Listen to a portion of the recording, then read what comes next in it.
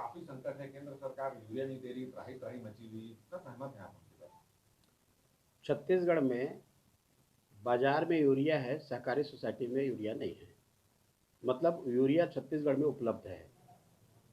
इसका मतलब ये है कि छत्तीसगढ़ कांग्रेस की सरकार, सहकारी सोसाइटी उनकी प्राथमिकता है कि यूरिया वहाँ पर होनी चाहिए, डीएपी वहाँ पर उपलब्ध होनी चाहिए।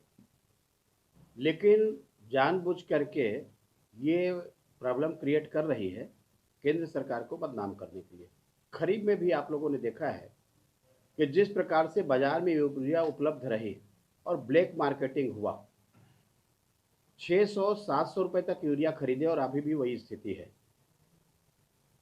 आखिर बाजार में यूरिया कहाँ से आ रही है और यहाँ यूरिया क्यों नहीं आ रही है सहकारी समिति में? इसका कारण है कि जो आवंटन किया जाता है, इस सरकार की प्राथमिकता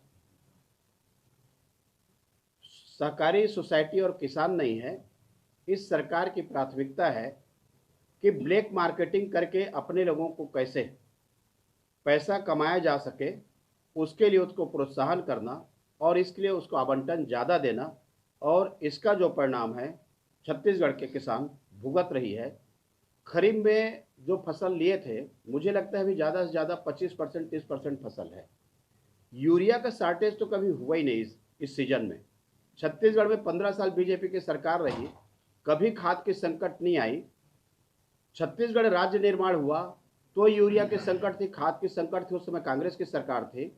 और भूपेश की सरकार आने के बाद में फिर खाद की संकट शुरू हो गई। 15 साल में भाजपा की सरकार में संकट नहीं रही। इसका सबसे प्रमुख कारण है कि बिचौलियों को प्रोत्साहन करना इस सरकार की प्राथमिकता है। 35-30 कितना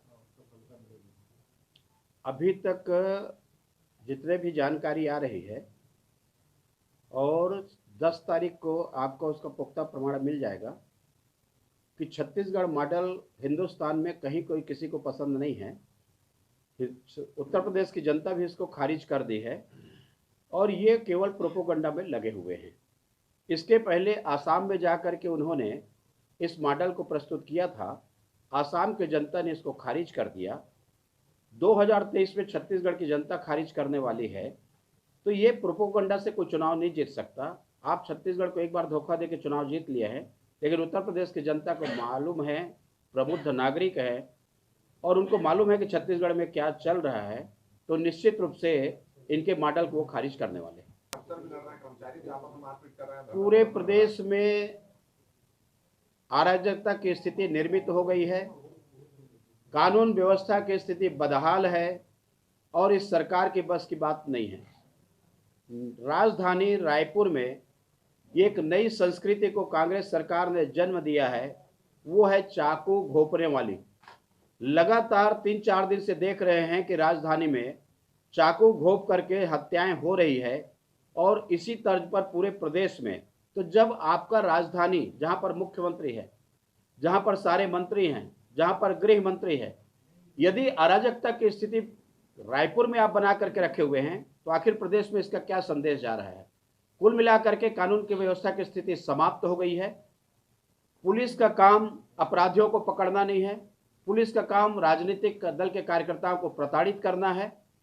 और यहाँ पर जिस प्रकार से प्रशासन का राजनीतिकरण किया गया है और राजनीति का अपराधीकरण किया गया है, उसका उदाहरण आपको पूरे प्रदेश में दिखाई दे रहा है, रायपुर में मिल रहा है।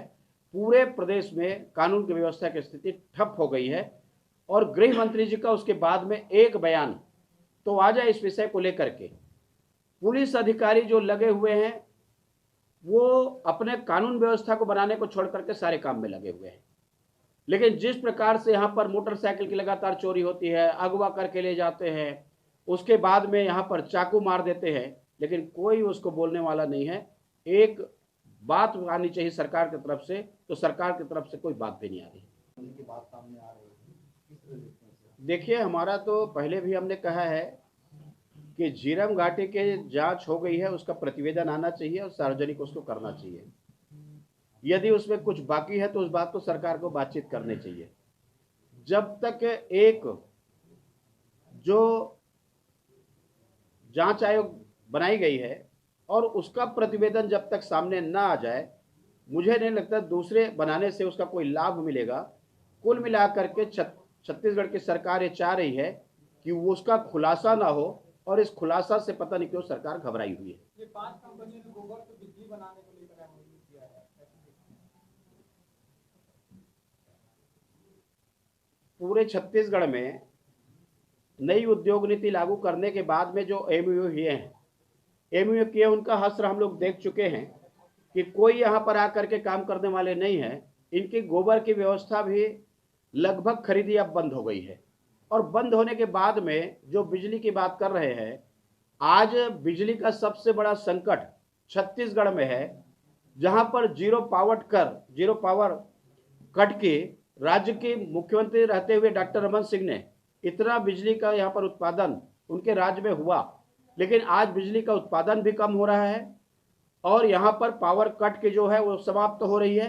लगातार गाँवों में बिजली कट हो रही है, और ये सरकार बड़ी बड़ी बातें करते हैं, लेकिन धरातल में कुछ दिखाई नहीं देता। हम लोग तो विधानसभा में पूछते हैं कि आप लेकर के दिखाओ तो सही कि आप कहाँ के दिखाना चाहते हैं। तो ये सरकार धरातल में दिखाने की स्थिति में नहीं है।